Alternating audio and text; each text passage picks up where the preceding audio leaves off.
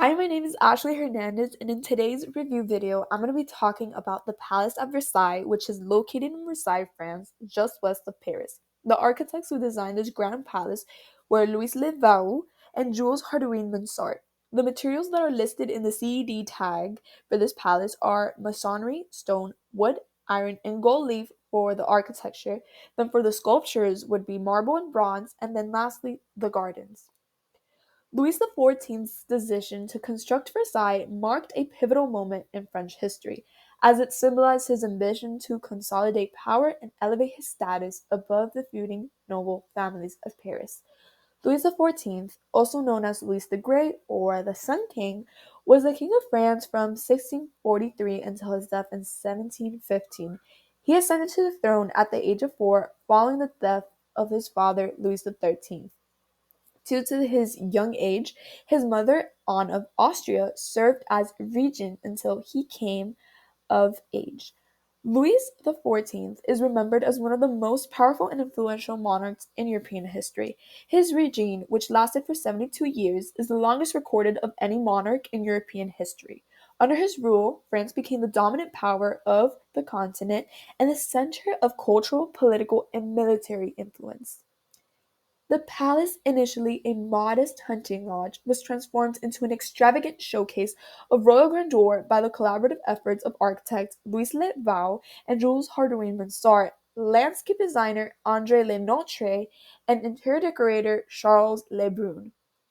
Completed 21 years after it was begun in 1661, allowing Louis and his closest friends, families, courtiers, servants, and soldiers, all 20,000 of them, to officially set up there.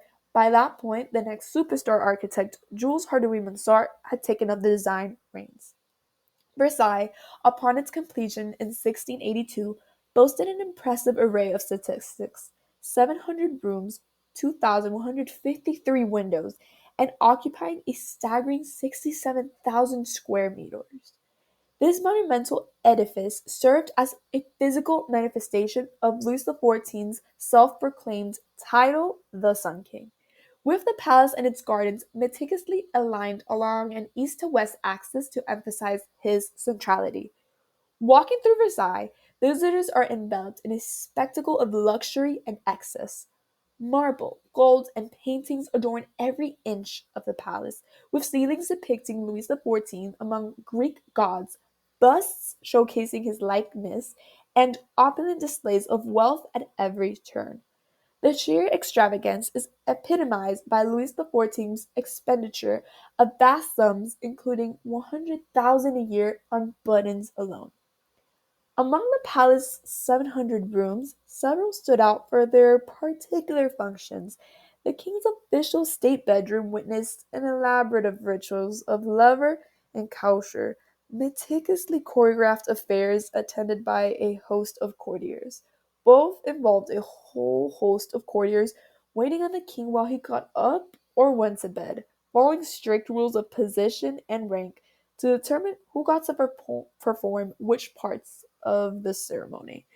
The Queen's bedchamber, meanwhile, hosted similar rituals and even public childbirths, reinforcing the royal family's authority and legacy.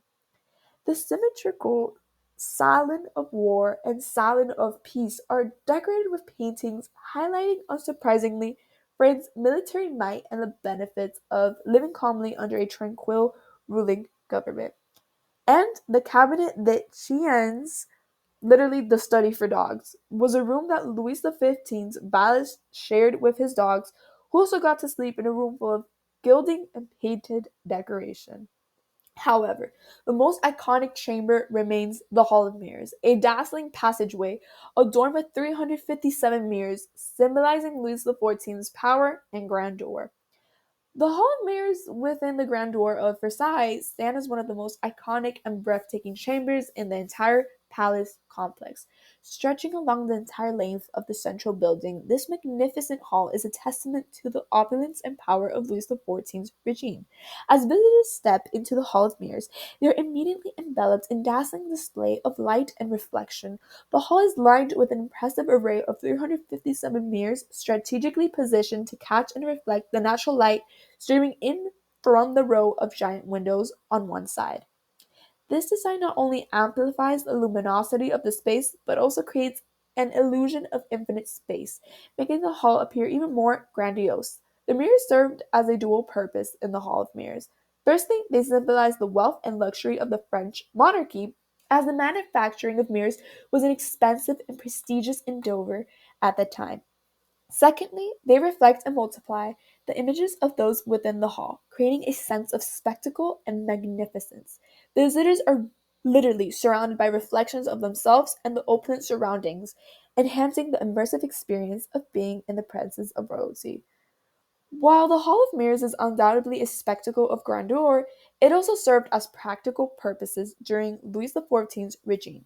As the king began his day, he would traverse the hall on his way to the private chapel, surrounded by courtiers eager to catch a glimpse of their sovereign. The mirrored walls thus became witnesses to the daily rituals and ceremonies of the royal court, as well as space for social interaction and intrigue among the nobility. Throughout history, the Hall of Mirrors has been the backdrop for numerous significant events, from lavish parties and masked balls, such as the famed wedding celebration of Louis XV and Marie Antoinette, to solemn diplomatic agreements like the signing of the Treaty of Versailles in 1919. This iconic chamber has witnessed moments of both revelry and historical significance. The Gardens of Versailles, crafted by the masterful hand of landscape designer André Lenotre, stand as a crowning achievement of the palace complex and enduring symbol of French artistry and horticulture. Spanning nearly 2,000 acres, these meticulously landscaped gardens are a masterpiece of symmetry, elegance, and grandeur. Designed in the formal French style, the gardens of Versailles are characterized by their geometric precision and elaborate ornamentation, from perfectly manicured lawns to intricately designed flower beds. Every element of the garden is meticulously planned to create a harmonious and visually stunning landscape. At the heart of the gardens lies the magnificent Grand Canal, a vast expanse of water stretching over 1,600 meters in length. Flanked by rows of majestic trees and adorned with ornate fountains and statues, the Grand Canal serves as the centerpiece of the garden's composition, offering a serene and picturesque setting for leisurely boat rides and contemplation. Radiating outwards from the Grand Canal are a series of meticulously laid out paths, avenues, and alleys, each offering its own unique perspective and experience. Visitors can stroll along the Grand Trianon, exploring the enchanting bosquet groves, or marvel at the intricate designs of the orangerie and parterre des Eaux. One of the most iconic features of the garden is the awe-inspiring Bosquet of Apollo, a stunning ensemble of fountains and statues, and manicured greenery dedicated to the Greek gods of the sun. Here, visitors can admire the breathtaking Apollo fountain, which served as a majestic focal point amidst the verdant landscape. Throughout the garden, visitors encounter a plethora of statues, sculptures, and fountains, each meticulously positioned to create a sense of drama and spectacle. From the playful charm of the Fountain of the Dragon to the imposing grandeur of the Latona fountain, these ornate features serve to enhance the garden's beauty and allure. Beyond their aesthetic appeal, the Gardens of Versailles also served as practical purposes during Louis XIV's regime. They provided a lush and tranquil retreat for the royal court, offering respite from the formalities and rigors of the palace life. The gardens also served as a venue for elaborate outdoor festivities, including concerts, firework displays, and grand procession, further enhancing their status as a symbol of royal prestige and power. Externally, Versailles exuded classical restraints with its facade mirroring ancient Greek and Roman architecture. This classical aesthetic served to connect Louis XIV with the intellectual and cultural greatness of antiquity, reinforcing his status as a ruler of unmatched stature. Yet, Louis XIV's penchant for grandiosity extended beyond mere classical influence. He sought to align himself directly with the Greek god Apollo, evident in features like the Apollo fountain and the salon. This fusion of classical structures with elaborate Baroque ornamentation embodied Louis XIV's desire to make an indelible statement of wealth, power, and cultural refinement. In summary, Versailles stands as a testament of Louis XIV's ambition and ego, as a monumental testament to royal excess that ultimately contributed to the disconnect leading to the French Revolution. Through its lavish displays of opulence and symbolism, Versailles remains a potent symbol of monarchy and magnificence in European history. Thank you so much for watching.